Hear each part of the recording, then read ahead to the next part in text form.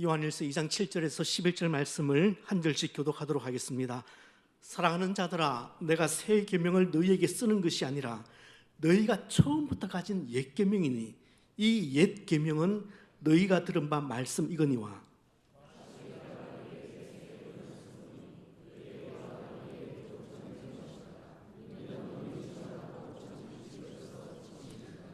빛 가운데 있다 하면서 그 형제를 미워하는 자는 지금까지 어둠에 있는 자요.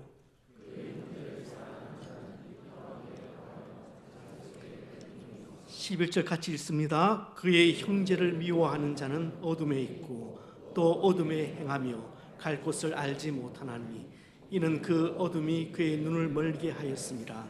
아멘. 온 우주를 만드신 위대하신 창조주 하나님께서 미물같이 하찮은 나에게 빠지셔서 하시는 고백이 있습니다. 내 안에 너 있다. 어디서 많이 들어본 문구죠. 내 안에 너 있다.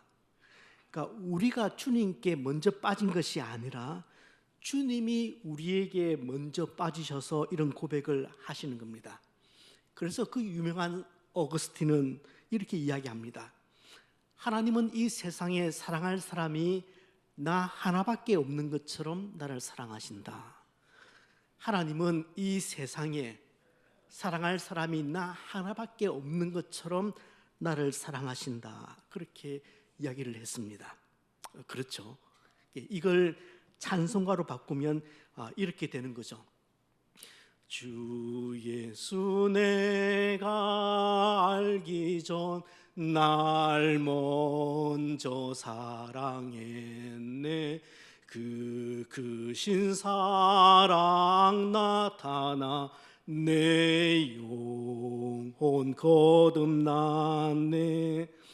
주 내 맘에 늘 계시고 나 주의 안에 있어 저 포도비유 같으니 참 좋은 나의 친구. 언제 불러도 좋은 찬송입니다. 가사가 얼마나 좋은지 모릅니다. 여러분, 그 김남조 시인의 그대 있음에라는 시 아실 겁니다. 이 시에다가 김순애 선생님이 곡을 붙이고 여러 성악가들이 불러서 더 유명해진 그런 시입니다. 격조 높은 여러분들에게 크리스찬 음악가인 소프라노 최보윤님의 목소리로 그대 있음에라는 곡을 제가 한번 들려드리겠습니다. 제가 시를 낭송하는 것보다 그냥 한번 들어보는 게 더 나을 텐데 가사를 한번 잘 음미해 보시기를 바라고 어떤 단어가 반복되고 있는지를 여러분 한번 캐치를 해내시길 바랍니다.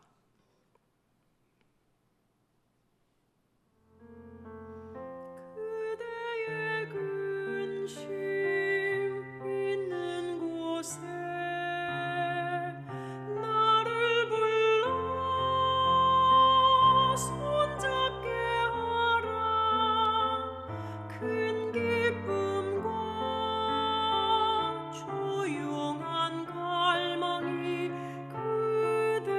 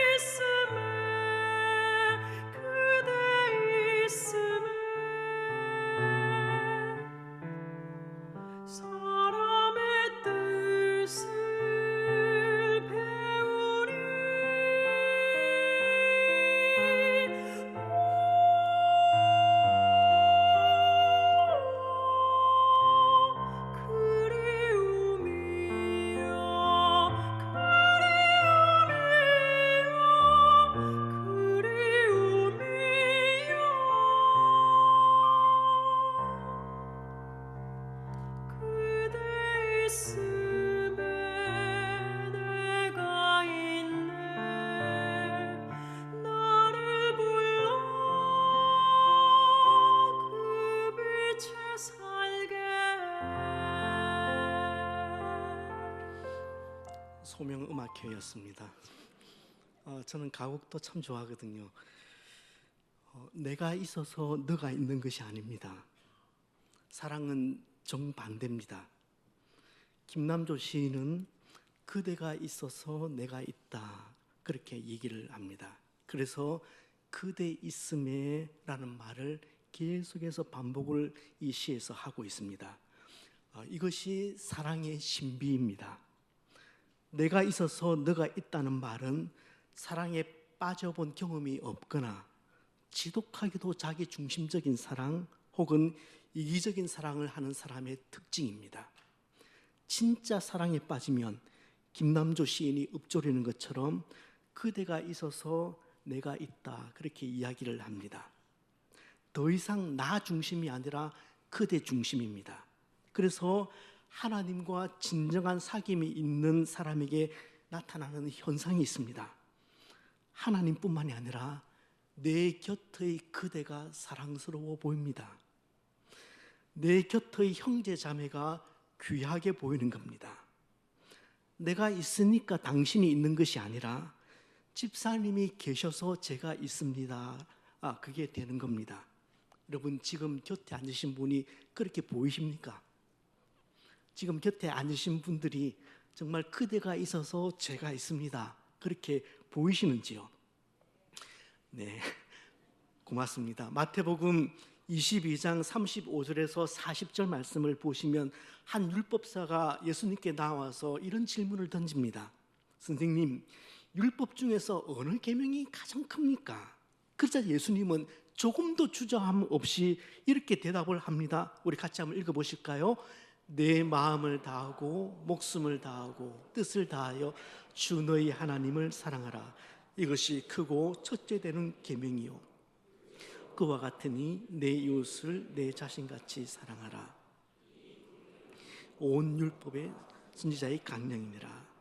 네, 하나님 사랑과 형제 사랑은 구약과 신약의 핵심 메시지입니다. 저는 지난 시간에 하나님과의 사귐이 정말 인격적이라면 그 안에서 크고 작은 변화들이 일어난다고 말씀을 드렸습니다. 그 첫 번째 변화는 죄에 대한 분명한 자각이 일어난다는 것이었고, 두 번째 변화는 계명을 사랑하고 그 계명을 지킨다라는 것이었습니다. 자, 그렇다면 그 계명, 우리가 사랑하고 지켜야 할 계명이 무엇인지, 구체적으로 무엇인지 오늘 본문은 이야기를 하고 있습니다. 하나님을 사랑하는 것과 형제를 사랑하는 것입니다. 오늘 본문은 한마디로 형제 사랑에 관한 본문입니다. 요한은 9절 말씀에서 이렇게 이야기를 합니다. 빛 가운데 있다고 하면서 그 형제를 미워하는 자는 지금까지 어둠에 있는 자요, 그렇게 이야기를 합니다. 여기 빛 가운데 있다는 말은 예수 그리스도와 사귐을 가지고 살아가고 있다는 말이고, 주님과 사랑에 빠진 사람이라는 말이기도 합니다. 그런데도 여전히 형제 자매 중에서 미워하는 사람이 있다면 그 사람은 아직도 어둠 속에 머물러 있는 사람이라고 그렇게 이야기를 합니다. 11절 말씀에도 형제를 미워하는 자는 어둠에 있고 또 어둠에 행하며 갈 곳을 알지 못한다, 그렇게 이야기를 합니다. 이는 그 어둠이 그의 눈을 멀게 하였다, 그렇게 이야기를 합니다. 여러분, 살아가다 보면은, 또 신앙생활을 하다 보면은 미운 사람들 얼마나 많이 있습니까? 그런데 요한은 그 원인이 아직까지도 눈이 가리워져서, 눈이 멀어서 그렇다고 이야기를 합니다. 요한은 아주 분명하게 이야기를 합니다. 사랑은 하나님께 속한 것이니 사랑하는 자마다 하나님께로 나서 하나님을 알고, 사랑하지 아니하는 자는 하나님을 알지 못하나니 이는 하나님은 사랑이심이라, 그렇게 이야기를 합니다. 여기서 요한은 형제를 사랑하지 않는 자는 하나님을 사랑하지 않는 자라고 잘라서 말합니다. 형제 사랑이 하나님 사랑의 바로미터라는 거죠. 물론 우리는 피 한 방울 섞이지 않은 형제 자매를 주님이 하신 것처럼 그렇게 사랑하지는 못합니다. 하루하루 근근히 버티기도 벅찰 지경이고, 현실 세계에서는 정말 내 코가 석자인데 내 한 몸 간수하는 것도 이렇게 힘든 세상에서 옆에 교우를 사랑하되 정말 형제 자매처럼 내 피부치처럼 그렇게 사랑하고 챙긴다는 거, 그건 너무 어렵습니다. 형제를 사랑하지 않는 자는 하나님을 사랑하지 않는 자다. 이런 단도직입적인 말씀이 굉장히 불편한 분들이 분명히 이 자리에 계실 겁니다. 우리가 누구를 미워한다면 아무런 이유 없이 미워하는 거 아니잖아요. 다 그럴 만한 이유가 있으니까 그 사람 미워하는 거 아닙니까?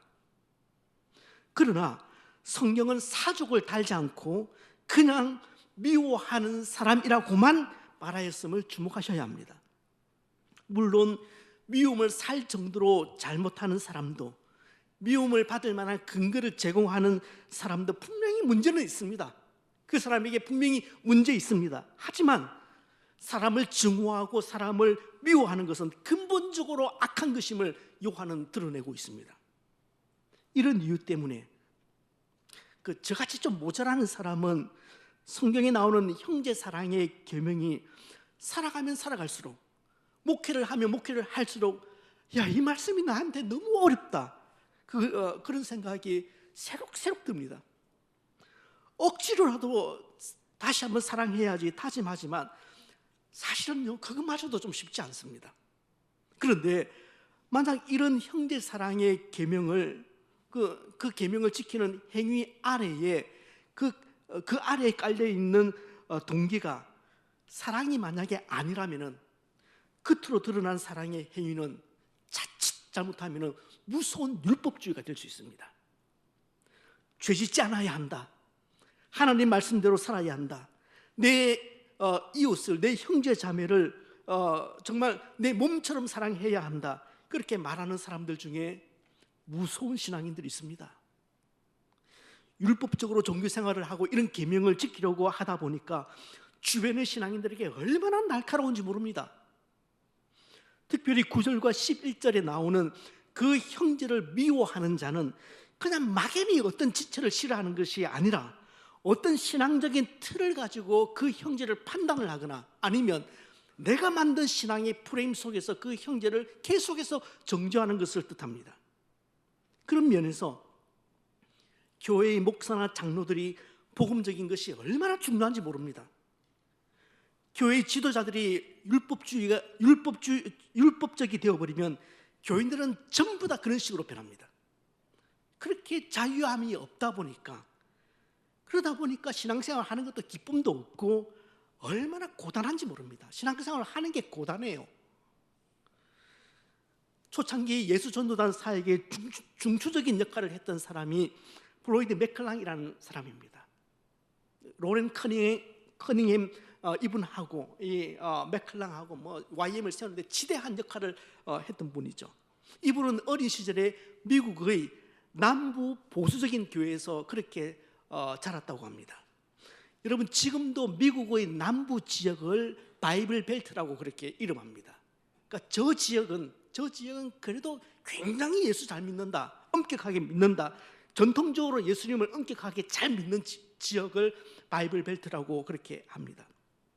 지금 미국의 많은 교회들이 시들시들해져 가지만 이 지역에서는 여전히 부흥하는 교회가 많이 등장합니다. 그러나 그곳은, 저 바이블 벨트 지역은 흑인 노예 제도와 인종차별을 수용했던 곳입니다. 이런 게 역사의 아이러니죠. 프로이드 맥클랑은 그곳에서 그렇게 어린 시절 신앙생활을 하며 자랄 때 이중적으로 종교생활을 하는 이들을 많이 보면서 성장했다고 그렇게 고백을 합니다.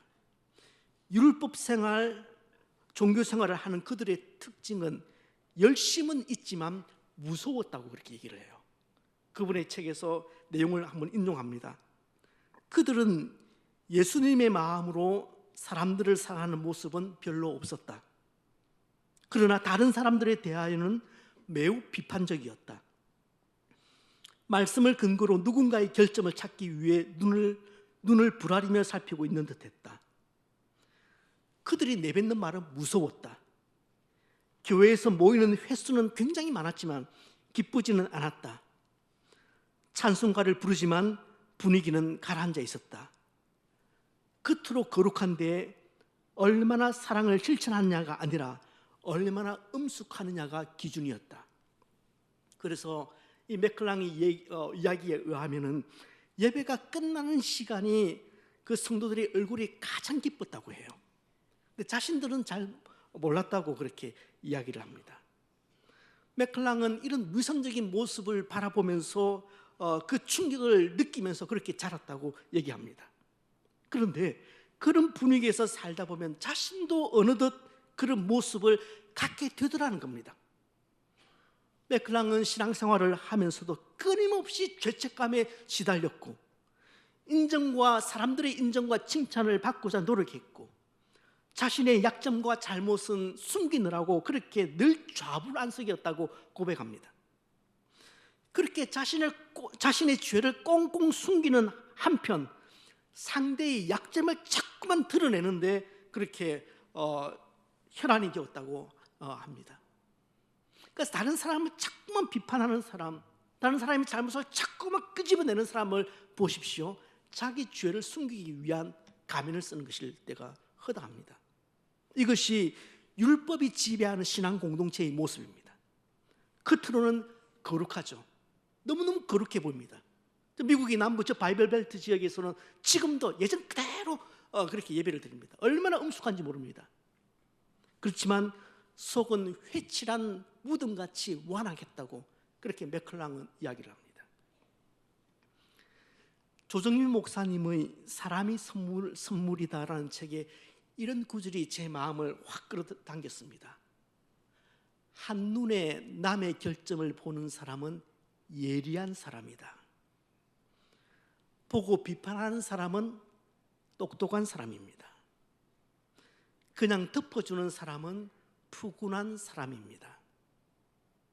그 결점 보완해주는 사람은 지혜로운 사람입니다. 돕고도 말이 없으면 거룩한 사람입니다. 여러분은 어떤 사람입니까? 살아가면서 점점 더 그런 생각이 듭니다. 형제 사랑만큼 어려운 계명이 있을까? 그 모든 사람이 내 마음이면 형제 사랑이라는 것 그다지 어렵지 않을 것 같은데 사실 현실은 그것하고는 정반대로 돌아가는 경우가 허다하거든요. 그래서 그럼에도 불구하고 이런 사람을 형제로 여기고 사랑하라? 너무 어려워요. 너무 어렵습니다. 그리스도의 사랑은 조건 없이 내어주는 사랑이지만 우리 사랑은 조건 안에서 사랑이잖아요. 그렇지 않습니까? 우리 사랑은 조건 안에서 사랑이잖아요. 또 변덕도 심하고 그리고 주는 것도 아까워하는 그런 받는 사랑이지 않습니까? 형제 사랑이 정말 어려운 이유 중에 하나는 우리가 어쩔 수 없이 감정에 지배를 받는 존재라는 사실 때문입니다. 이성은 형제 사랑을 계속 외치고 있지만 감정은 형제 사랑을 거부합니다. 머리는 그래도 주님의 계명인데 내가 이 계명 지켜야지, 형제 사랑의 계명 지켜야지, 머리는 그렇게 계속해서 되뇌고 있지만 하지만 가슴은 당한 상처를 떠올리면서 그렇게 거부 반응을 드러냅니다. 저는 성경에서 말하는 사랑은 감정의 문제라기보다는 의지의 문제라고 봅니다. 좀 더 정확하게 말씀드리면 사랑은 의지적 결단의 문제입니다. 무슨 말이냐면 그분에게 받은 상처가 커서 아직 내 감정이 제대로 조절이 되지 않지만은 그럼에도 불구하고 의지적으로 내가 한 번 더 용납해 보겠다. 내가 저 사람을 다시 한 번 더 사랑해 보겠다. 그렇게 결단하는 것이 성경에서 말하는 사랑이라는 것입니다. 지난날 당했던 것이 생각이 나서 보기만 해도 가슴이 쿵쿵거리고 그 사람을 볼 때마다 아직까지 마음이 거북하고 부대끼지만 나에게 피해를 준 그 집사님이 저기서 오는 것을 보면은 나도 지금 떨려서 돌아서 가지만 그래도 내가 한 번 더 사랑해 보겠다. 내가 저 사람 앞에서 아직은 웃지는 못하겠지만 그래도 사랑하려고 한번 애써 보겠다. 그렇게 결단하는 것이 주님께서 말씀하시는 사랑이라는 것입니다. 그런데 많은 경우에 신앙인들은 내가 사랑해야 하는데 왜 이렇게 안 될까? 이렇게 살면 안 되는데, 원수까지도 사랑하라고 말씀하셨는데 그 말씀대로 살아야 하는데, 그런데 내 이웃 하나 제대로 사랑하지 못하면서 과연 내가 신앙인이라고 할 수 있을까? 내가 내 형제 자매 한 사람 제대로 사랑하지 못하면서 내가 예수 믿는다고 말할 수 있을까? 그렇게 자신을 끝없이 자책합니다. 또 사랑의 감정이 일어나지 않으니까, 저 사람을 사랑해야 하는데 사랑의 감정이 일어나지 않으니까 사랑해야지, 사랑해야지, 또 사랑해야지 주문을 외우면서 감정 조절에만 힘을 기울이는 분들도 계시는 것 같습니다. 그러다 결국은 사랑을 포기하는 분이 많은 것 같습니다. 그래서 제가 드리고 싶은 메시지는 좀 역설적으로 들리겠지만, 안 좋아하는데도 사랑한다는 말이 성립될 수 있다는 말을 저는 전해드리고 싶어요. 여러분, 사랑은 감정의 문제가 아니라 의지의 문제이기 때문에 그렇습니다. 그래서 나는 그를 별로 좋아하지 않아, 그렇지만 나는 그를 사랑해, 저는 이 말이 교회 안에서는 가능하다고 믿습니다. 사랑이라는 것이 더 나은 양질의 감정, 더 좋은 감정을 의미한다면, 그게 사랑이라고 정의를 한다면 이런 말은 절대 성립될 수가 없습니다. 이건 그냥 말장난일 뿐이에요. 그러나 성경에서 말하는 것처럼 사랑을 의지의 문제, 결단의 문제로 그렇게 이해를 한다면, 나는 그 사람을 안 좋아하는데, 난 그 사람에게 상처가 있는데, 나는 그 집사님에게 상처가 있는데 그 사람을 사랑한다, 감히 그렇게 말할 수 있겠다 싶습니다. 저는 오늘 신앙인들의 사랑이 세속을 너무 쫓아가서 우리들의 사랑이 너무 감상적이고 감정적으로 이해되고 있다고 생각합니다. 그래서 깊지 않죠. 없으면 죽고 못 산다고 그렇게 고백을 하고, 그래서 결혼을 했는데 몇 년 살다 보면은 연애할 때 그 감정 싹 사라지죠. 사랑은 내가 사랑하겠다는 선택입니다. 감정이 많이 상했지만, 그래서 그 감정이 다시 원상태로 잘 돌아오지 않지만 그럼에도 불구하고 사랑하겠다는 의지입니다. 때문에 결론적으로 형제 사랑에 관해서 말씀을 드릴 때 제가 선택할 수 있는 한 가지 단어는 헌신입니다. 여러분, 사랑은 헌신입니다. 내가 그 사람을 사랑하겠다고 의지적으로 헌신하는 것입니다. 결혼도 사랑이란 감정의 문제로 접근을 하다 보면 쉽게 상처가 납니다. 결혼은 헌신의 문제입니다. 그렇기 때문에 저는 사랑에서 가장 중요한 문제도 헌신이라고 생각해요. 헌신이라는 이 단어는 제가 결혼식 주례를 할 때마다 꼭 사용하는 단어이기도 합니다. 여러분, 성경은 사랑을 감정의 문제로 접근하지 않습니다. 성경은 사랑을 헌신의 문제로 접근합니다. 그것은 예수 그리스도께서 우리를 어떻게 사랑하셨는지만 보아도 알 수 있습니다. 예수께서 우리를 감정적으로 사랑하신 것 아닙니다. 감정적으로 사랑하셨다면 그렇게 하실 수가 없죠. 우리같이 미개한 자들, 우리같이 어리석은 자들, 돌아서면 또 배반하는 자들, 주님께서 내가 사랑하겠다, 그 의지로, 그 헌신으로 우리를 사랑하셨기 때문에 자신의 몸도 주신 것입니다. 감정이 무가치하다? 그 말이 아닙니다. 감정은 하나님께서 우리에게 주신 선물이기 때문에 아주 귀하고 소중한 느낌입니다. 하지만 헌신이 빠진 사랑은 마치 독백과 같아서 결국에는 아침 안개처럼 사라져버릴 것입니다. 여러분, 주님의 사랑에는 그 헌신이 분명히 들어가 있었습니다. 주님이 보여주신 사랑에는 우리를 사랑하겠다는 의지가 들어가 있는 그런 사랑이었습니다. 그렇다면 오늘 우리 모습을 한번 들여다보십시다. 처음 예수를 믿고 예수님을 접하고 교회에 나온 초신자들이 이 교회에서 따뜻함과 형제의 사랑을 느끼지 못한다면 그것은 크나큰 문제가 아닐 수 없습니다. 만약 우리 공동체의 모습이 그렇다면 이것은 우리 공동체의 신앙이 지극히 위선적이고 아직도 미성숙한 단계에 있다는 것을 증거하는 셈입니다. 교회 교인들이 얼마나 모이는가 그다지 중요하지 않습니다. 교회 건물이 크냐 작냐 그 문제도 지극히 세속적인 인간들의 이야기입니다. 성경은 단 한 번도 그것을 문제 삼았던 적이 없습니다. 그러나 그 안에 사랑이 있느냐 없느냐는 굉장히 중요한 문제입니다. 성경은 계속해서 그 점을 지적하고 있습니다. 그것이 바로 하나님의 교회라는 표징이기 때문에 그렇습니다. 사랑이 없는 교회를 어떻게 교회라고 부를 수가 있겠습니까? 그렇다면 이제 우리의 할 일이 아주 분명해졌습니다. 먼저 신앙 공동체 안에서부터 형제 사랑을 실천하는 것입니다. 사랑은 하는 것입니다.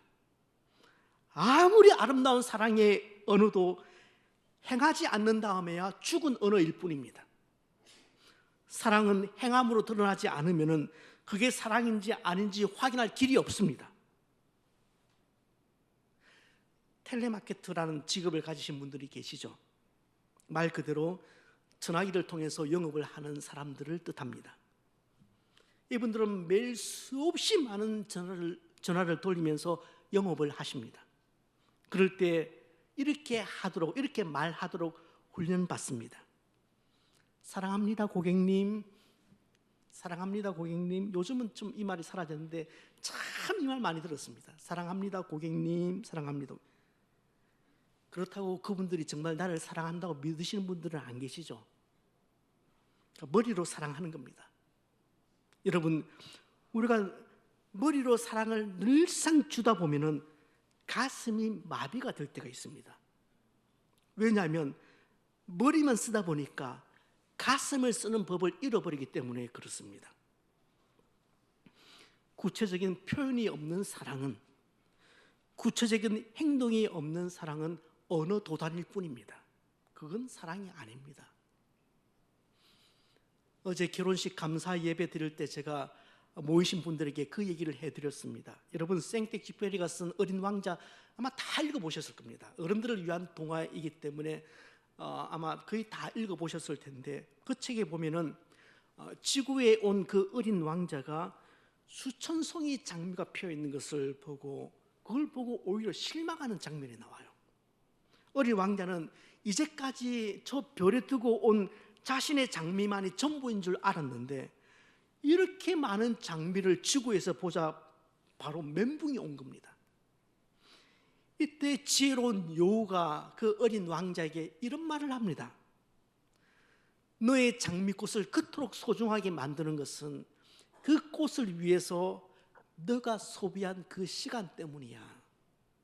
그러니까 수천송이 저 장미보다 너 별에 있는 너가 그렇게 애지중지 사랑했던 그 한 송이 장미가 훨씬 더 소중하다는 그런 얘기겠죠. 세상에 수많은 장미가 있지만 너가 마음을 들이고 시간을 들이고 땀을 흘리고 눈물을 쏟은 장미가 가장 소중하다는 그런 얘기입니다. 사랑은 감정을 무시하지는 않지만 감정을 넘어서는 의지이자 수고이고 헌신임을 말하는 것입니다. 그렇다면 신앙 공동체 안에서 어떻게 사랑을 실천할 수 있을까? 그 방법론을 묻지 않을 수가 없습니다. 많은 방법이 있겠지만 특별히 12월 이 해말에 우리 소명 공동체에 드리는 형제 사랑의 방법은 아마 이것일 것 같습니다. 짐을 함께 지는 것입니다. 12월이 되면 온 교회가, 또 모든 교육부서가, 또 모든 사역팀들이 내년 살림을 어떻게 꾸릴 것인지 머리를 맞대고 고민합니다. 내년 살림을 위해서 가장 중요한 것은 그 일을 섬길 사람을 구성하는 것입니다. 하지만 여러 교육부서에서 또 대부분의 사역팀에서 섬길 사람이 없어서 애를 먹고 있습니다. 사실은 이건 놀랄 일도 아닙니다. 노 목사가 목회를 못해서 그렇지 저는 인정을 하면서도 또 인정을 안 해요. 왜냐하면 추수할 것은 많지만 일꾼이 적다는 것은 2000년 전부터 있었던 얘기입니다. 주님도 그 말씀하셨기 때문입니다. 그래서 우리 교회는 1인 1사역을 원칙으로 합니다. 모든 성도들이 하나씩은 일을 하자, 섬기는 일을 하자 원칙으로 삼습니다. 하지만 직분자는 제가 이야기를 해요. 기본적으로 직분자들은 1인 2사역을 하셔야 합니다. 이유는 직분자이기 때문에 그렇습니다. 모든 성도들이 1인 1사역을 하면 직분자는 하나 더 하는 게 직분자입니다. 그러나 실상은 그렇지 않습니다. 모든 성도가 1사역을 하는 것은 아닙니다. 모든 직분자들이 두 가지 일을 하는 것은 아닙니다. 그러다 보니 어떤 현상이 일어납니까? 어떤 분들은 세 가지 일을 합니다. 어떤 분들은 네 가지 일을 합니다. 어떤 분들은 그 이상의 일을 합니다. 어떻게 해서든 하나님의 일이 사람이 없어서 중단되어서는 안 된다, 그런 남다른 책임으로 결국은 그분이 또 뛰어듭니다. 하지만 철인이 아닌 다음에야 그 섬김의 무게와 거기에서 생성되는 피로를 이길 수가 없습니다. 바울은 이렇게 권면합니다. 함께 읽어보실까요? 너희가 짐을 서로 지라. 그리스도의 법을 성취하라. 짐을 서로 지면 훨씬 가볍게 지고 갈 수가 있죠.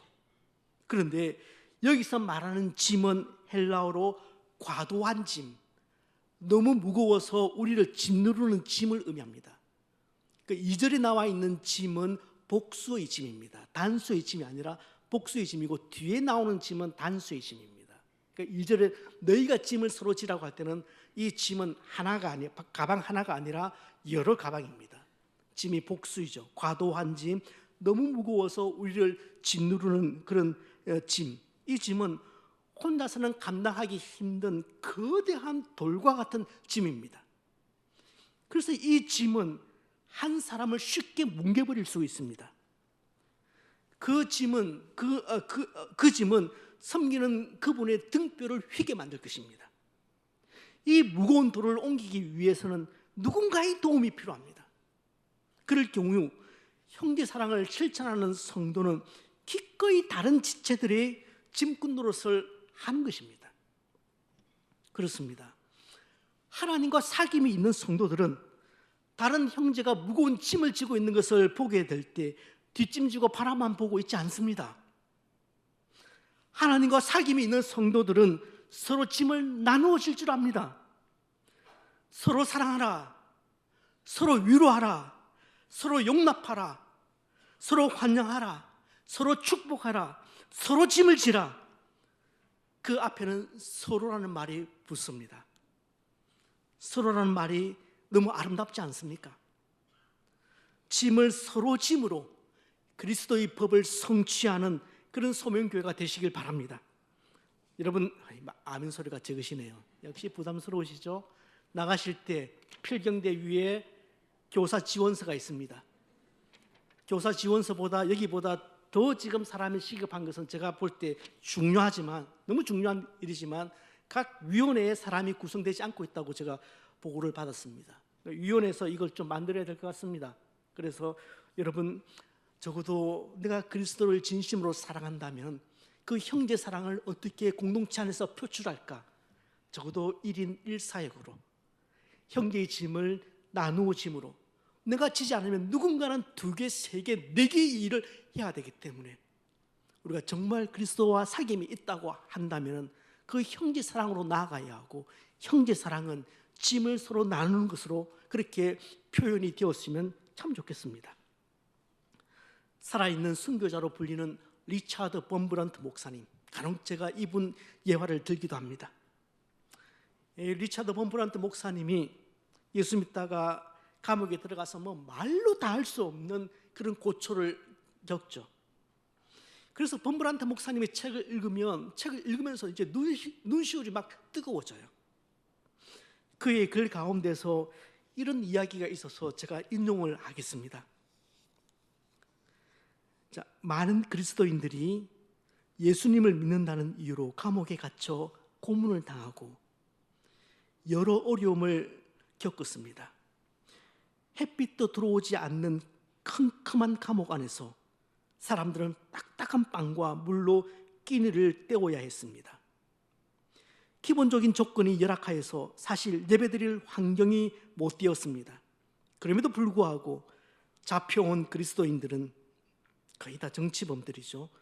이 그리스도인들은 함께 모여 예배를 드리고 자신이 먹을 빵의 10분의 1을 떼서 그걸 헌금으로 드렸습니다.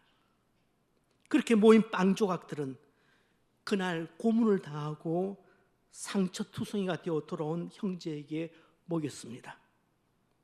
우리는 이런 모습에서, 바로 이 모습 속에서 하나님 사랑과 형제 사랑이 함께 실현되고 있는 것을 보게 됩니다. 그 공산사회의 그 감옥이지만 그 정치범들이, 그 수용되어 있는 정치범들이 그렇게 해서 형제 사랑을 실천하고 있는 모습, 이것이 진정한 그리스도의 공동체입니다. 그곳은 외형상 감옥이었지만 내용은 진짜 교회였고 옥중 교회였고, 그곳은 형식은 지옥이었지만 내용은 천국이었습니다. 고린도전서 13장에서는 우리가 사람의 방언과 천사의 말을 할지라도 사랑이 없으면 그것은 소리나는 구리와 울리는 꽹과리에 불과하다고 이야기를 합니다. 우리가 예언하는 능이 있어서 모든 비밀과 모든 지식을 알고 또 산을 옮길 만한 믿음이 우리에게 있다고 할지라도 사랑이 없으면 아무것도 아니라고 바울은 말씀하였습니다. 우리 교회는 상당히 수준이 높다? 사랑이 없다면 주님이 토해내버릴 말입니다. 사랑 없는 기적, 사랑 없는 능력, 사랑 없는 믿음, 사랑 없는 구역 모임, 사랑 없는 전도의 모임, 사랑 없는 구제, 사랑 없는 희생은 아무런 의미 없습니다. 옛날에 한 스승이 제자들에게 이렇게 물었습니다. 밤이 지나고 새날이 밝았다는 것을 어떻게 알 수 있느냐? 제자들이 이런저런 대답을 했지만 그 스승은 전부 다 틀렸다고 말을 했습니다. 그러자 이번에는 그 제자들이 스승에게 묻습니다. 그럼 선생님은 새날이 온 것을 어떻게 알 수 있습니까? 어떻게 아십니까? 스승은 이렇게 대답을 합니다. 아침 창밖에 지나다니는 모든 사람이 형제로 보이면 그때 비로소 새날이 밝아온 것이라네. 사랑하는 성도 여러분, 육신의 형제됨은 세상과 함께 끝납니다. 그러나 그리스도 안에서 한 형제 자매됨은, 우리 관계는, 이 관계는 지금부터 영원까지 계속될 관계이고 축복입니다. 하지만 아직은 서로 온전히 이해하지 못하기 때문에 서로 불편할 때가 많이 있습니다. 오해할 때도 있습니다. 심지어 시험에 들 때도 있습니다. 그래서 지금 우리에게 필요한 것은 모든 것을 참으며 모든 것을 믿으며 모든 것을 바라며 모든 것을 견디는 마음입니다. 사랑은 결코 중도에 포기하지 않습니다. 목사님, 이제는 그런 설교는 그만하시죠. 이제는 사랑에 관한 설교 그만하셔도 됩니다. 교인들이 사도 요한에게 그렇게 요청을 했습니다. 그때 요한은 또 서로 사랑하라는 설교를 했다는 유명한 일화가 있습니다. 브래드 피트와 로버트 레드포드가 주연을 맡았던 흐르는 강물처럼이라는 영화는 제가 참 좋아하는 영화 가운데 하나입니다. 1900년대 초반 미국의 몬타나주의 그 아름다운 대자연, 참 아름다운 주거든요. 그 대자연을 배경으로 하는 마치 서정시 같이 아름다운 그런 영화입니다. 영화에 등장하는 두 형제의 아버지인 맥컬레이는 스코틀랜드계 장로교 목사입니다. 두 아들의 파란만장한 삶을 곁에서 그 먼발치에서 지켜보는 그 아버지 맥컬레인 목사님의 뒷모습이 너무도 아련하게 다가옵니다. 영화가 클라이막스를 지나고 마지막 엔딩에 가까워졌을 때 이 맥컬레인 목사의 임종 장면이 나옵니다. 임종을 앞둔 맥컬레인 목사님의 마지막 대사를 여러분에게 들려드리면서 말씀을 마치고 싶습니다. 누군가를 완전히 이해한다는 것은 불가능합니다. 그렇다 해도 우리는 사랑할 수 있습니다. 완전히 이해할 수는 없지만 온전히 사랑할 수는 있습니다. 우리 성도들이 그런 사랑했으면 좋겠습니다. 기도하겠습니다.